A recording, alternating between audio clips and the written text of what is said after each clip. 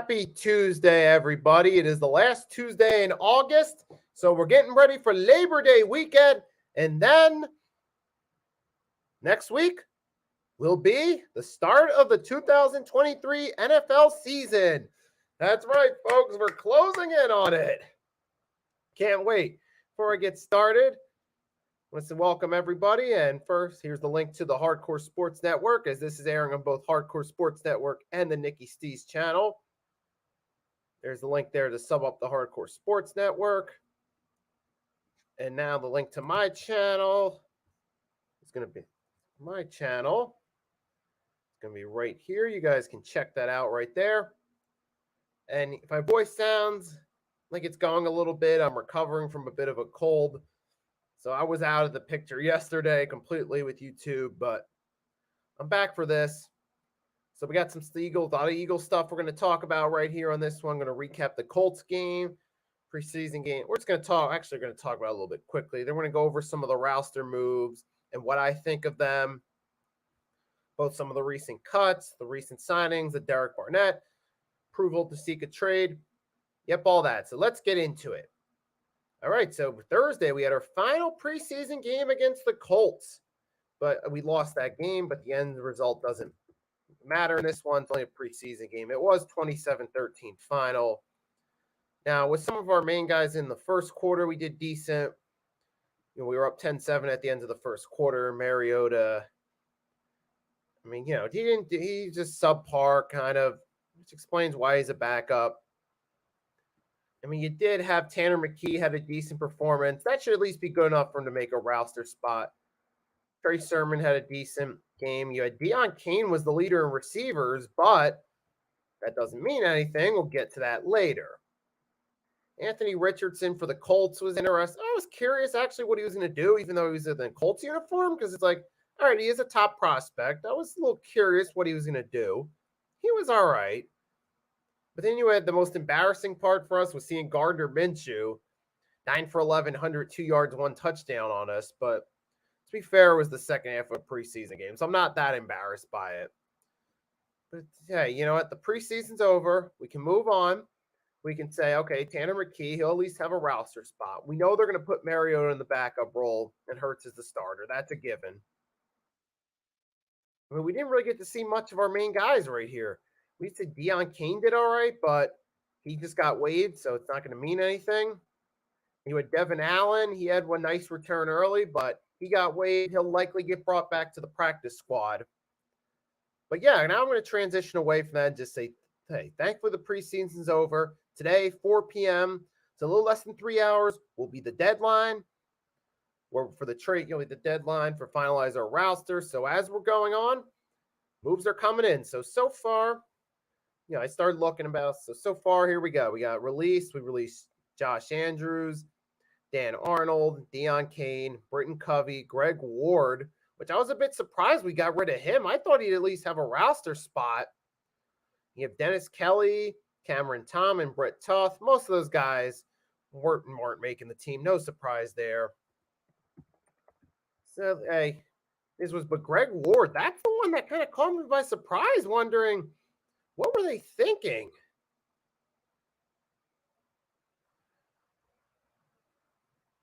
Here we go. We got Next Shift Randy here's got a question.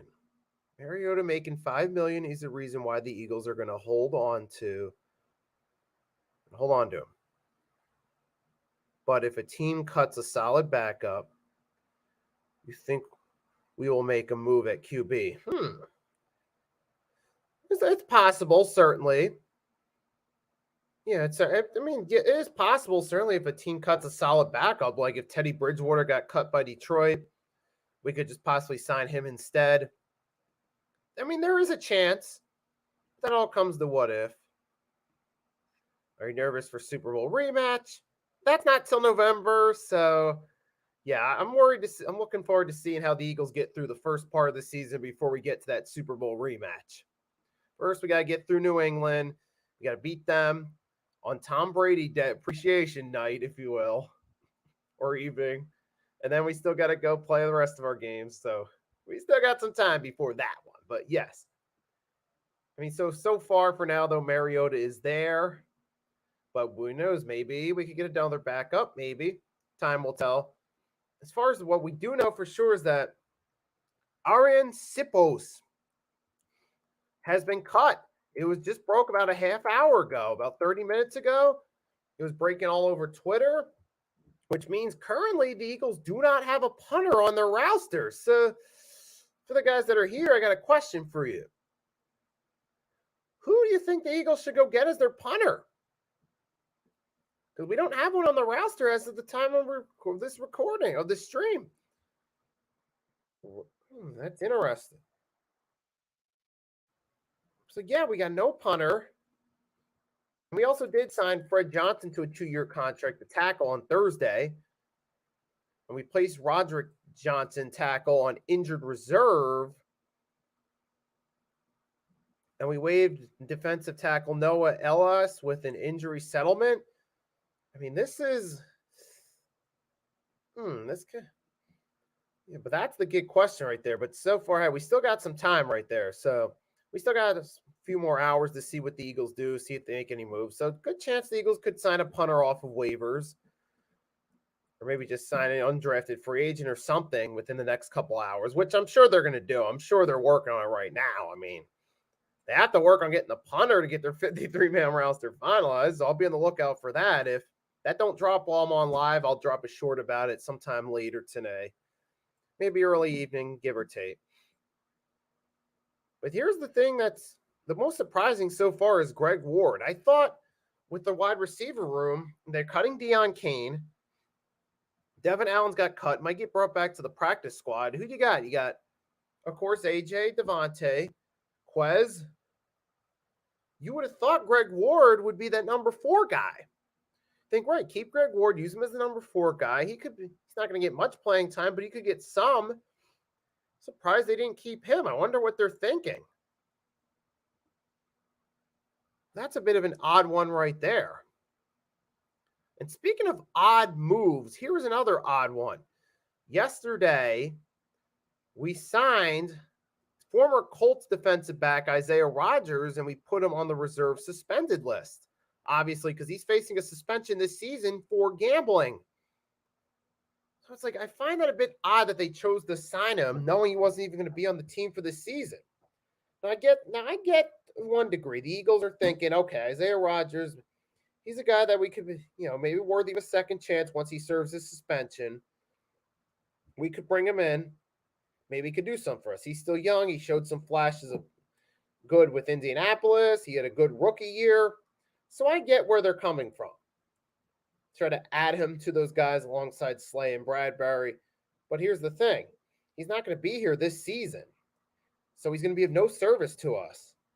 I find it odd that you're taking that. It's a bit of a risky chance, taking that chance months after he got cut from the Colts because it was discovered he was gambling on games. Now, I could see if this were like during February of 2024 in the offseason, he had served a suspension. The Eagles had a talk with him. They decided, okay, let's give him a second chance. That I completely understand. I just feel like the fact that you're doing it before he even served a suspension, I mean, not knowing whether or not he's actually serious about his second chance and actually serious about learning from his mistake, which I hope he is. I certainly hope Isaiah Rodgers is serious about the second chance. However, we still don't know for sure if that's the case. We're still going to have to wait to see in the future if he stays clean and makes the right decisions. So, but hey, sometimes you got to take those chances when it comes to sports. You got to take chances on players that have made mistakes, hope they learn from it, and hope they excel. That's just part of the way it is. I feel like, maybe the Eagles got him because they felt like, hey, they didn't want to play the free agency game bidding for his services. They figured, all right, let's just get him to a contract now so we have him when he comes back. So then again, I can kind of see the Eagles' point of view. It's just odd timing to me. It just the initial knee-jerk reaction is the dynamics are odd of this move right here. You're bringing in a guy who's suspended just a couple months after he got caught gambling, placing hundreds of bets, including an over-under on his own running back when he was in Indianapolis. Like, I don't know about that one. The timing just feels odd to me. That's just me. But you guys can comment, let me know what you think about it. But hey, we'll get help. We have to see how that works out. Now, it's going to be for the future. It's going to be similar to with the Jaguars taking a chance on Calvin Ridley. They did the trade last year. They didn't have his services, and they're not getting it till this season. But maybe Calvin Ridley, it'll work out. They took a chance on him. We'll have to see.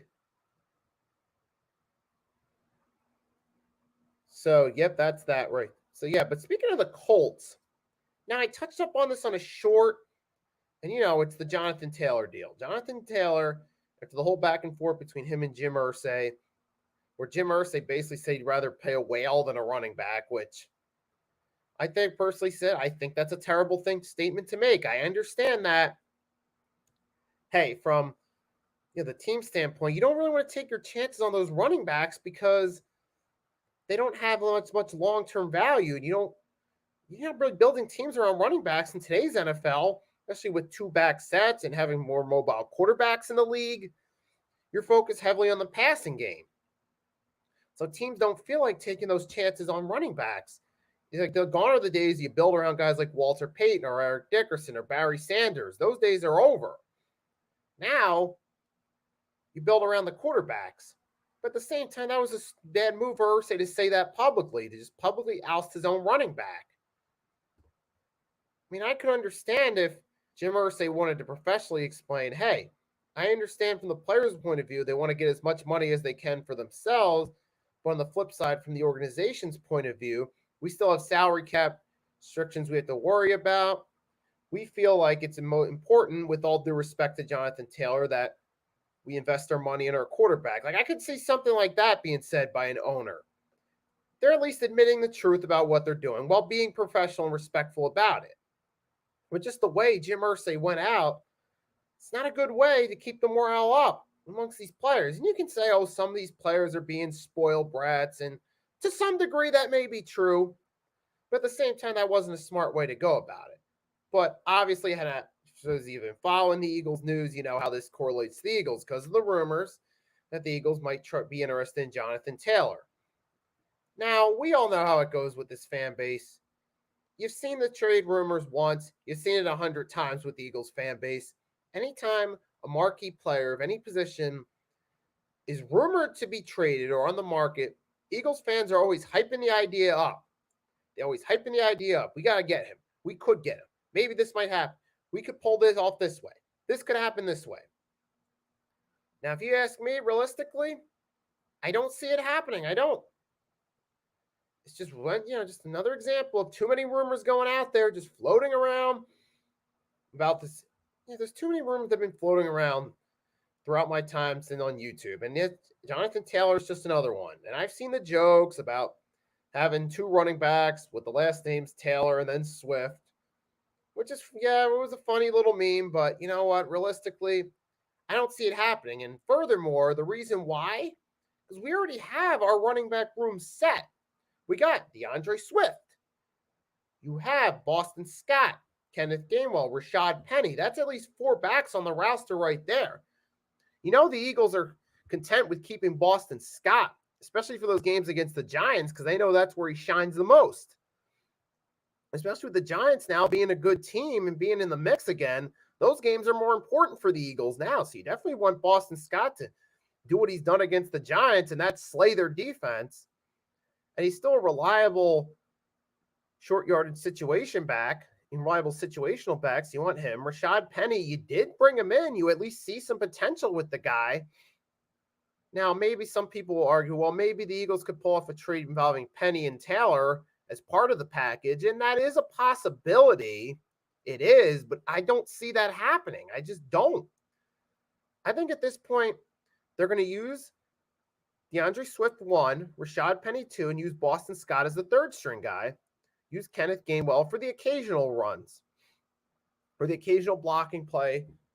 That's the way I see it. So I don't see the Eagles going in for this trade with their running back room already set. So I'm not even wasting my time entertaining the idea of it. And all I've seen of people entertaining the idea is just the same old, the same Taylor Swift meme and all that. And that's all funny, but at the end of the day, that's all you guys are talking about. And all this is just rumors. We've been down this road a million times. Don't believe the hype. So I'm just moving on from it. But now, though, one question I have is, what are the Eagles going to do with their wide receiver room now? They cut Greg Ward, so where are they at? And right now I'm looking, so right now I wonder what I'm doing. I'm on the Eagles website. I'm refreshing the transactions page so I can see. Let's see if there's been any transactions that are going on, because yes, we're still alive and there's still moves going on. Like I said, right before we started, our punter Sipos got cut, and there's nobody right as of now. There's no punters there. So well, there's a good chance maybe while I'm live, hey, another move could come out.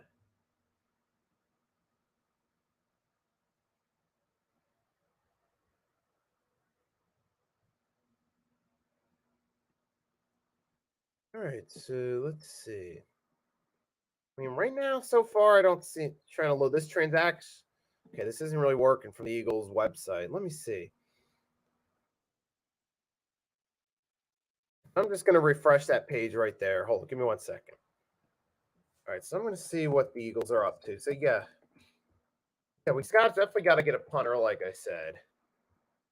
I'm curious, what are they going to do with wide receiver now? Are they maybe going to bring back Greg Ward to the practice squad? But I don't know what they're thinking by letting Greg Ward go. I just don't get it. I think that's a bad move.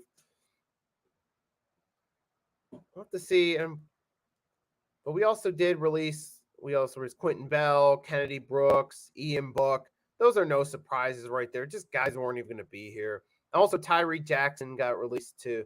Well, I think I did mention that earlier. And we did sign a receiver named Freddie Swain. I don't know much. I mean, that's the first time even hearing that name, but I still don't get why they didn't keep Greg Ward. I'm still trying to figure that one out. I mean, are we going to get more news dropping later that he failed a physical? Because if that's the case, then it makes some sense. Then it makes sense. But as of right now, there's nothing that makes sense about it. Unless we get an update explaining why Greg Ward was cut, maybe it could make sense then. But as of right now, it just doesn't. And a punter, I mean, okay, we need a punter, but I've already gone into that. But hey, I'm still waiting to see what goes on right here, what moves the Eagles make, what their cuts are going to be for their roster. And while we're still here, let's talk about something else. Speaking of the roster, Derek Barnett. So yesterday it came out, Derek Barnett has been given approval by the Eagles to seek a trade. Now, I just dropped a short about this less than an hour ago. I want to reiterate, go in a little more detail here live.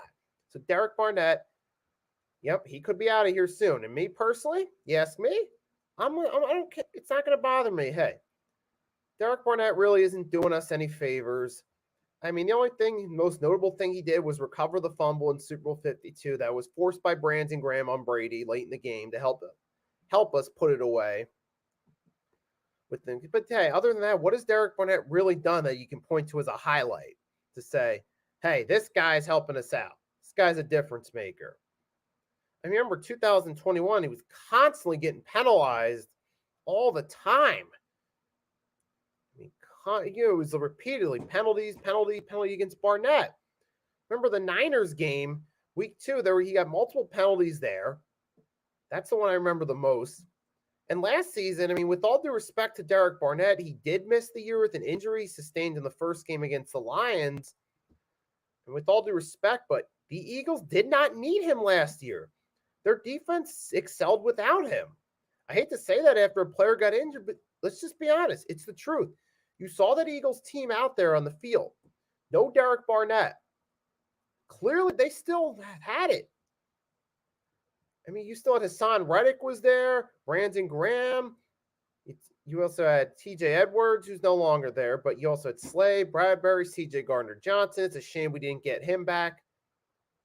You had Javon Hargraves. Shame we didn't get him back. But hey, we still had a good defense without those pieces right there. But then this year, you're also looking forward to maybe bring Jalen Carter, Jordan Davis, having Nakobe Dean fill that spot linebacker. So we still got some decent pieces there. Isaiah Rodgers, it would be nice if he wasn't suspended for gambling. But then again, we wouldn't have even got to him in the first place because he'd likely still be on the Colts. So we still got Slay and Bradbury back there. Now, what's his name? If Sean Desai actually knows how to do things properly, he could put Slay man-to-man on guys, which is where he's at his best, That's how he shut down Justin Jefferson week 2 last year. So if they decide to do it that way with Bradbury and Slay, hey, you know what? That we still got the pieces right there in our secondary. We still got some good linebacker pieces right there. Still got some good pieces on the defensive line. You know what? It's looking pretty good. So it's still looking pretty good on the defense as long as we can stay healthy, as long as we don't start losing guys. I mean, hey, we don't really need Derek Barnett, but you got to remember last time Barnett was playing in 2021, he was costing us a lot of yardage on defense with unnecessary penalties. And I have to wonder, is he going to be more of the same now that he's back in the lineup? That's if he doesn't get a trade. Because remember, just because he's been given approval to seek a trade doesn't mean it's going to actually happen. We've seen this before. Remember Lamar got approval to seek a trade? It didn't happen. Remember there was a chance Kareem Hunt could get traded to the Eagles? It didn't happen. The point again is just because it's possible something could happen doesn't mean it will. So he could still be stuck with Derek Barnett on the roster. Now, if we can pull off a trade, maybe within these next couple hours before the deadline, all right, I'm in favor of it because it's like, hey, nothing personal against Derek Barnett, but he really isn't doing us any favors. I feel like we can move on from him.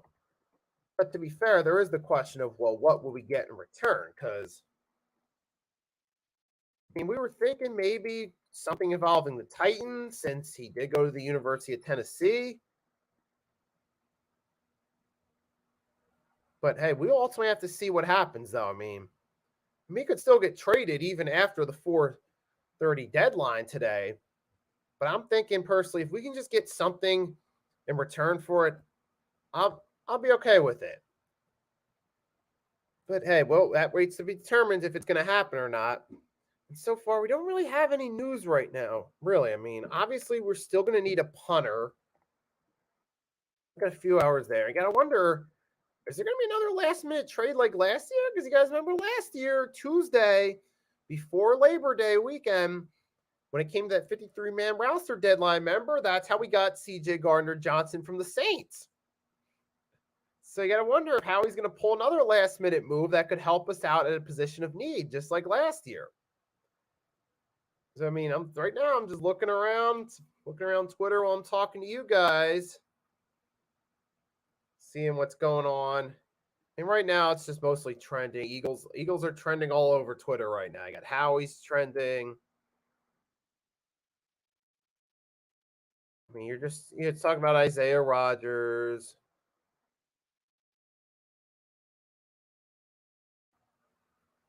All that right there. Of course, we guys get Joshua Scott's been waived. I think I already got to that, though. I mean, so far, yeah, but there's not any new news so far. So that's the shame about being live, trying to give you guys something to talk about. But hey, speaking of that, well, still in my mind, it's Eli Ricks. Remember Eli Ricks, undrafted defensive back? Put in a nice effort preseason. We're still waiting to see, though, if he's going to make the 53-man roster or if he does make the practice squad. Now, if Eli Ricks gets cut and I get news in a few minutes or maybe a half hour or an hour from now that he's been cut, I'm not going to come on here and overreact because there is still the possibility he could get signed to the practice squad. Now, if I got a gut feeling Eli Ricks is going to go to the practice squad. I mean, that's my gut feeling right there. I'm getting that feeling he's going to go become part of the practice squad because we already have a loaded defensive back room right there. You still got Reed Blankenship. You still got Slay, Bradbury. I mean, it's still a pretty critical room. Let me also pull it up right here. I think there's one name I'm missing. There's Ian. Give me 1 minute, guys. Let's see. Of course, we got Bradbury. You got Sidney Brown at safety. Oh, Kayvon Wallace. That's right. Kayvon Wallace is still on the roster. So they're probably not, unless someone gets injured, that's probably the only way that Eli Ricks will get some playing time during the regular season. So I see him as a practice squad guy. Excuse me, 1 minute. I'll be back in just 1 minute.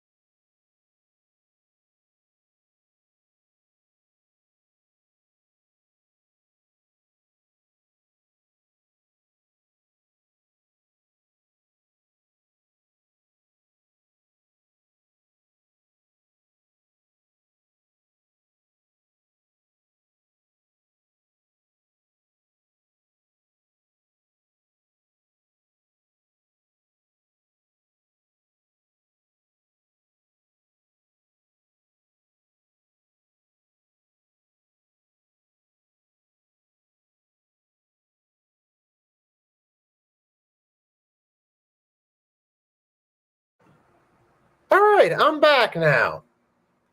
All right, and right now we're about a half hour into this right here. Now we're still waiting on some Eagles roster moves to be made. Some predictions right here. Right now, I'm just gonna give you guys some predictions. So my prediction, I'm thinking DeAndre Swift will be the number 1 back. Rashad Penny 2, Boston Scott 3, Kenneth Gainwell will see limited action as the 4th string back. Of course, Tanner McKee will be the 3rd string. Then, of course, you'll have A.J. Brown, Devontae Smith there.